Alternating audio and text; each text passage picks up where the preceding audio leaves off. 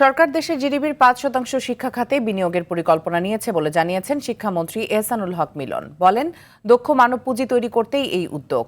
সকালে রাজধানী বনানীতে এক সেমিনারে কথা জানান তিনি। এ সময় ডিজিটাল ক্লাসরুমের বিষয়ে বিগত সরকার ব্যর্থ ছিল বলে মন্তব্য করেন প্রধানমন্ত্রীর কার্যালয়ের মুখপাত্র ডক্টর মাহদি আমিন। বলেন, প্রধানমন্ত্রীর প্রতিশ্রুতি অনুযায়ী ইন্টারঅ্যাক্টিভ ডিজিটাল ক্লাসরুম করার দিকে এগোচ্ছে বর্তমান সরকার।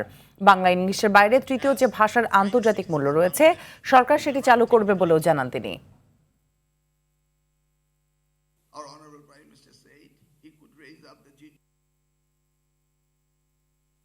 Our Honorable Prime Minister has that vision that we want to train our children. সমাজ ও রাষ্ট্রে শিক্ষকতা পেশার মর্যাদা ও সম্মান এমন পর্যায়ে নিয়ে যেতে হবে যাতে দেশের মেধাবী তরুণরা এই পেশাকে তাদের প্রথম পছন্দ হিসেবে বেছে নেয়। But to become the citizens that the country aspires them to be.